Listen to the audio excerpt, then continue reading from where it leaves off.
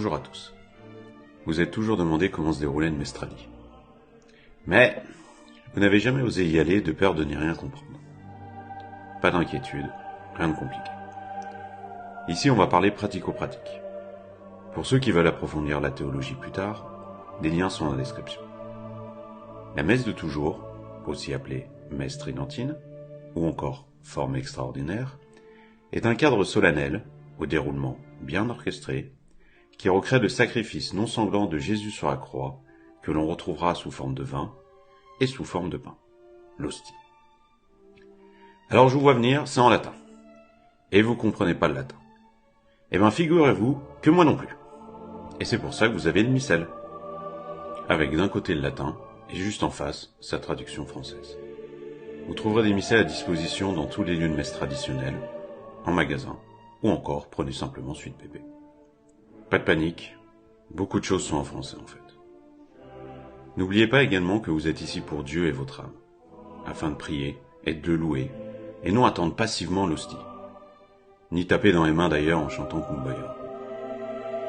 Vous êtes prêts? Allez, c'est parti.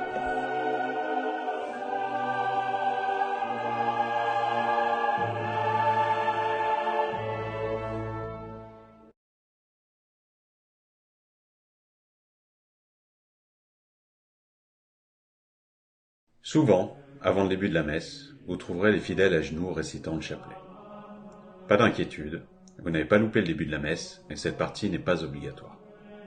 Elle sert simplement à se préparer à la messe en récitant des prières pour ceux qui le souhaitent. Et ça fait redécouvrir toutes ces belles prières que vous avez sans doute oubliées, telles que le Credo, Notre Père, Je vous salue Marie et Gloire au Père. Et ça, c'est en français. Vous voyez, facile. Toutes ces prières sont évidemment disponibles dans votre missel.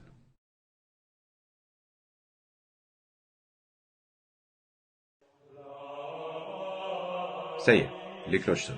C'est le début de la messe. Le prêtre et les servants de messe entrent avec la croix.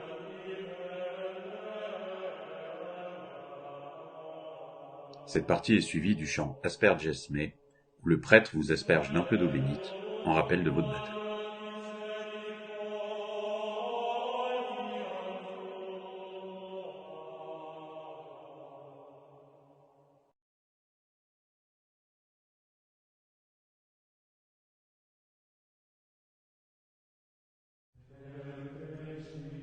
Avant de recevoir la communion sous forme d'hostie, le prêtre et les fidèles doivent se préparer.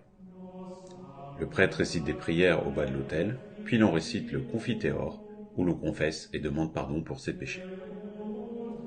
S'ensuivent l'Introit, le chant Kyrie, puis la louange Gloria, et enfin l'oraison, un autre texte du jour. L'Introit et l'oraison sont à la date du jour dans votre missel. Cette partie nous permet de demander pardon à Dieu et de le louer.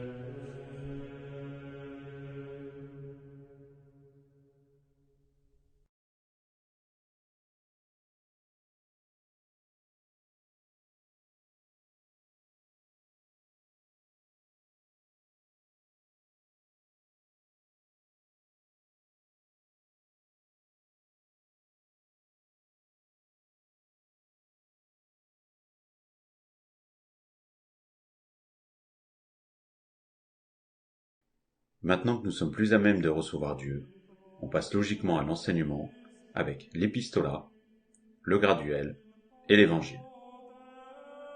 Ces trois textes, différents chaque dimanche, sont à la date du jour dans votre missel. Une vidéo sur l'utilisation du missel est disponible sur la chaîne. Mais franchement, c'est simple comme bonjour.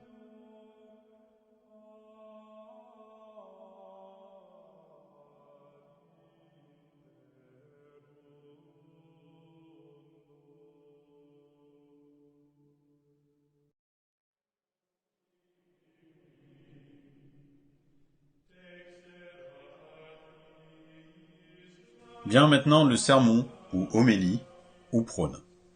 Le prêtre va nous réexpliquer les textes venant d'être lus, pour mieux les comprendre et les appliquer dans le monde d'aujourd'hui. Et là, ça déboîte. 10 à 15 minutes de prêche non prêchi-prêcha, attention les yeux, ça vous remue les méninges. Eh ben oui, c'est aussi un des moments les plus forts de la messe.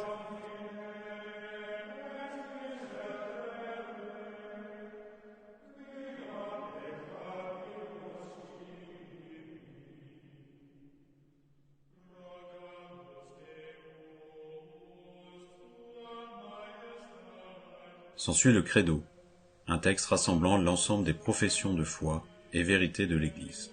C'est une prière chantée par tous les paroissiens qui renouvelle les vérités les plus importantes de l'Église, à commencer par « Je crois en un seul Dieu ».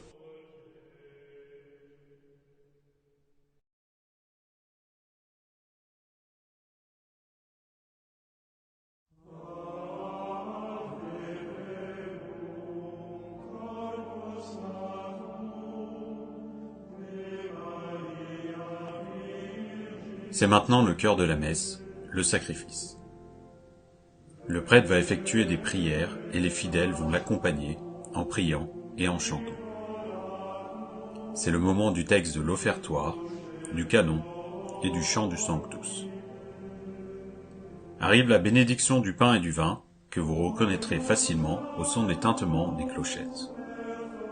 On prie à genoux, c'est le grand mystère, point de parole, c'est le sacrifice qui est mis en avant.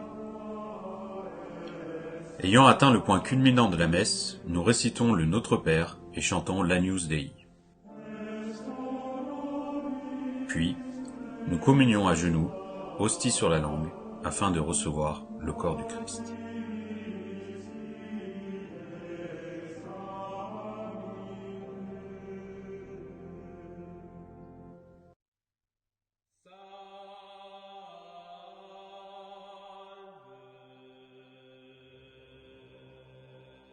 La messe va bientôt se finir.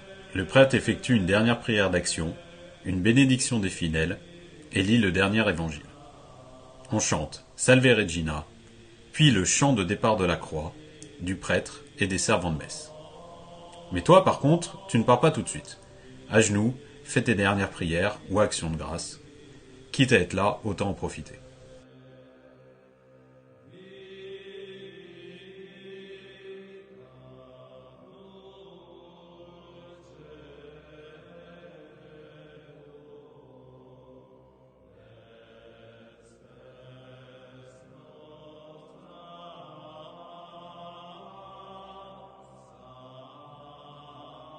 Voilà ce qu'est une messe tradie.